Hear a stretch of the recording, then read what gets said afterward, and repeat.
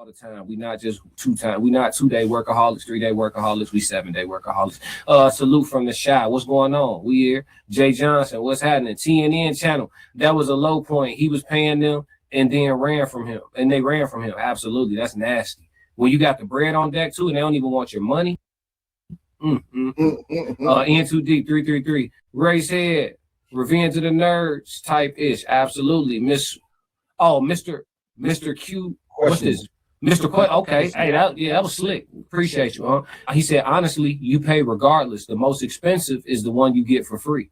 I'm gonna let that sink in. Yeah, that's one of the ones you gotta sit with. Yep. So if we think about the question, that poses a very, very, very interesting scenario. Money is what, a tool, they say. It's encapsulated by power and or the government in which it's issued from. But if you think about the long-term effect of what the question was, let's go back to it, actually, because I want to be able to read it so I understand it better. So it says, honestly, you pay regardless, which is true. Dating costs money, marriage costs money, gifts and all this other stuff. So it does pay.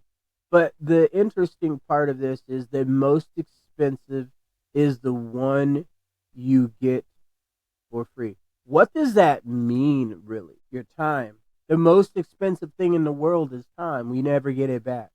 So if you're doing something for free, are you really getting something out of it versus if you spent money, you're going to get it based off the quality of how much you pay.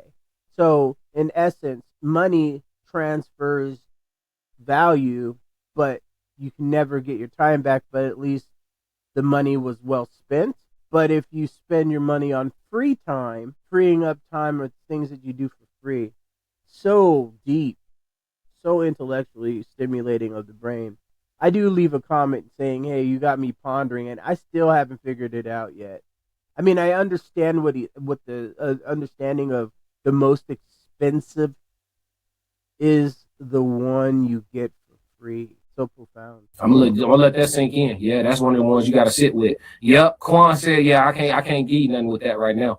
Quan said, I got female cousins that play the game like Mika, got ninjas paying for dreams and hugs. Yep.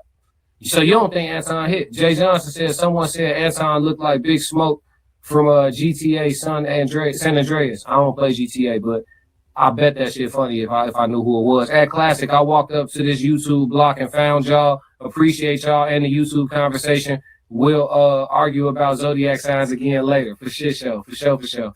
He got him on that. Don't be.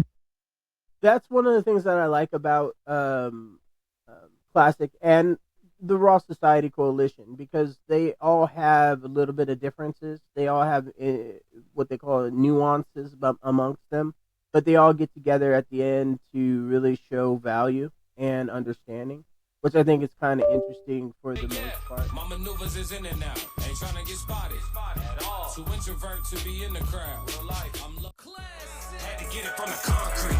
Came in without it, can't leave without it. Tired of being doubted, I'm trying to push. Wasn't getting no attention, worked so hard, they ain't had no choice but to look. 10 years in, still getting warm, built strong, you ain't have what it took. You gotta be ready to ride this to the end of you. Let's get it. They said I wasn't enough, still hear their voices in my head saying that I wasn't good. Now I see them out, look them in their eyes, they looking back, and everything understood.